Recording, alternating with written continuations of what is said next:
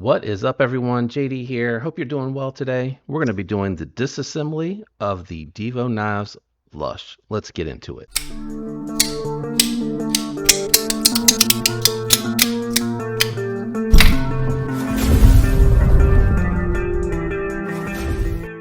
All right, so I have everything out here. Again, this is a traditional pocket knife exclusive offering from Divo Knives, so a collab. What you're going to want is a good set of Weehaw bits. You're going to want some lube and stuff to clean the knife with as you go through the disassembly for this particular knife. The guys at Divo did indicate this does have T6 hardware and that they could not get concept to come off of that. So that's a little bit of a bummer. Would have been nice to have all T8 or at least limited to the bolsters, but we're going to go ahead with the disassembly. So pivot and pocket clip are going to be your T8 hardware. So I would go ahead and remove that. Actually, I just said it was T8 and I set it down. I am going to also attempt to just slightly tune it. Mine is so light that I'm actually failing a little bit on the top flipper. And I would like to see if I can just a little bit more tension on the lock bar for that. So I'm going to remove this because there is one, from what I recall seeing on his disassembly. Oh, that is some tight tolerances there. There is some, is that titanium or is it just so small it's not hitting on that magnet? A hidden screw in here, and then the lock bar, if I recall, I think is a little small or thin. So I want to be careful, and I also don't want to over tune it because I don't want it to, really be a pain to front flip to try to accommodate the reverse flick. I also did, when this came in, I did disassemble it after the unboxing. I messed with it a little and it's almost there, but not quite there. Man, these tolerances are really tight on here, but it's not quite there. And when I did that, I went ahead and flipped the pivot over because I do like to disassemble my knives from the lock bar side. So it just makes it a little bit easier to get into, but it does have the race washers, and I wanted to do, cleaning and lube and everything on video for you guys so that you all can see it. But that it's a really simple deconstruction of the knife or disassembly of the knife. Right now, it's overhanging just slightly. So I'm going to try to push it just past that and see. Oh, the whole thing flexes. You're going to have to be really careful with this one, guys. Okay, that moved it.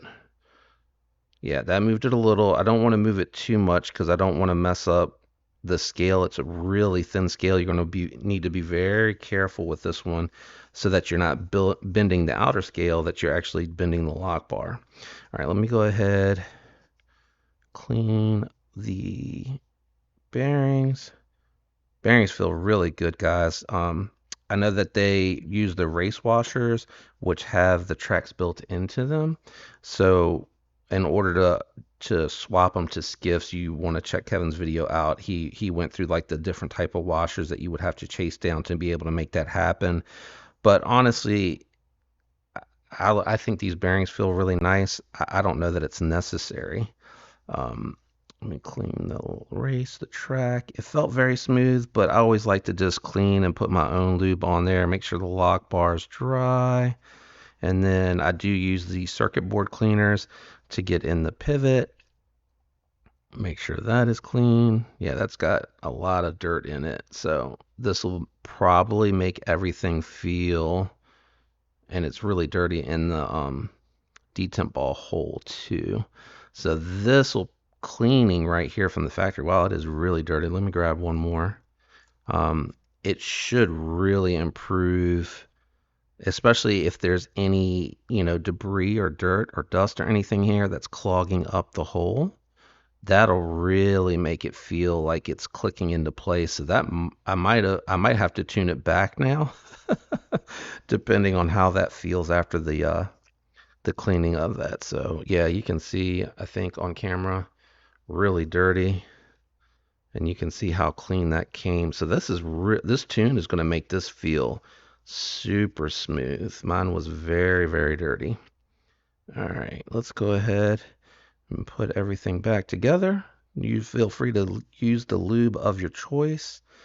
Actually, before I do that, let's hit the pivot because I always do this backwards and it's just a little bit easier to hit the pivot and then come in and do the washers, the bearings. All right, just working those into the ceramic balls here, and that should do it. Wipe my fingers down, and we will drop that on there. Nice snug tolerances. They did a good job with the tolerances here. That's probably a little bit much. I'll use the dirty one. Actually, I take that back because I don't want to transfer anything. And pick that up just a skosh. There we go.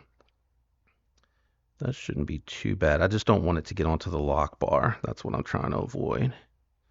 So let's see, now that it's clean and reassembled, let's just see if the little bit of tuning helped get rid of the occasional failure for me with the front flipper. That's what I was concerned with. I don't want to tune it so that it's like overly aggressive.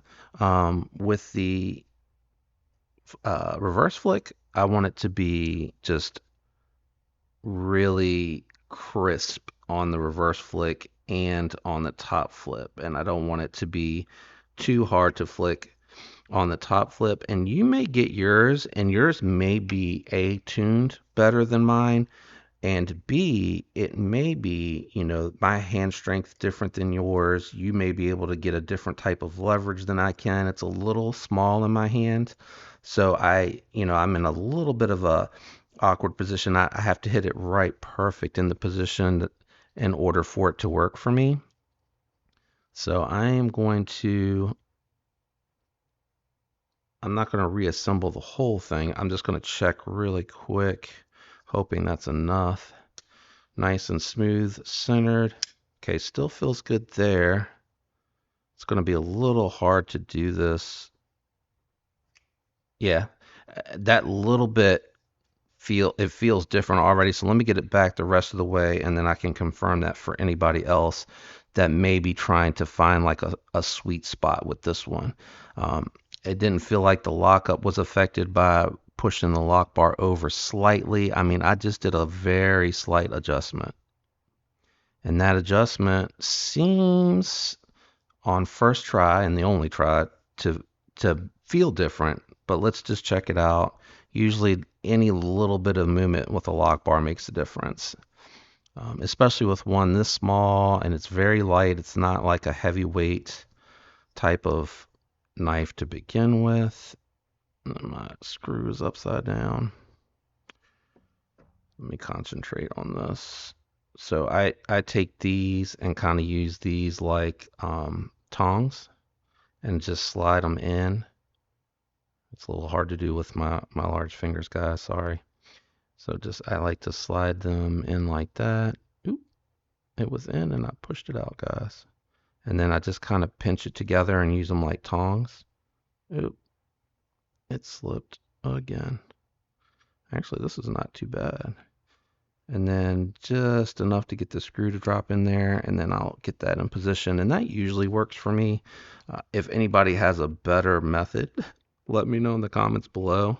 I've found like that's a pretty consistent method for me, and that works.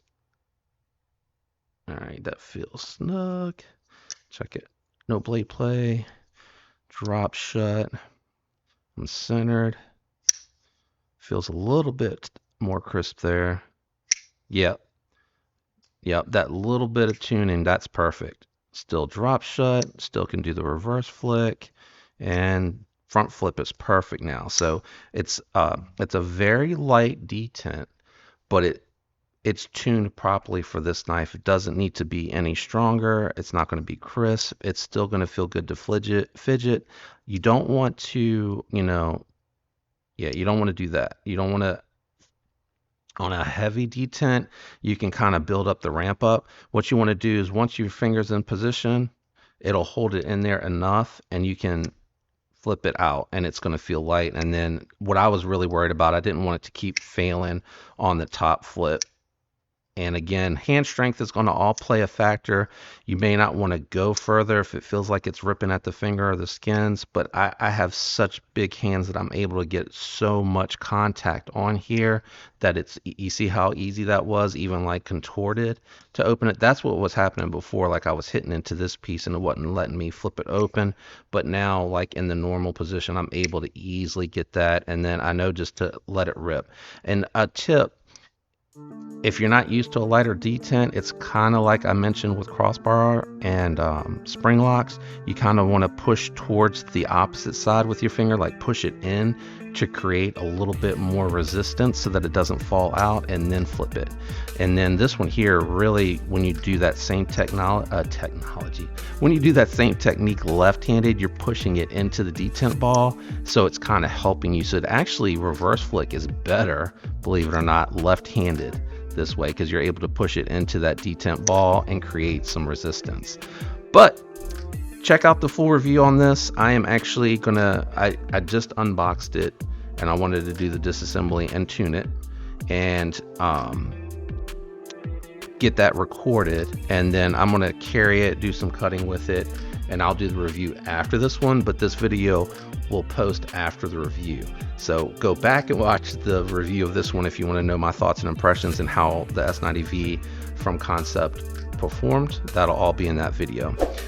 Shout out to everyone out there that likes, uses the links, comments, and is subscribed. I appreciate all support. I love you guys. I hope you have a fantastic week. Until next time, peace.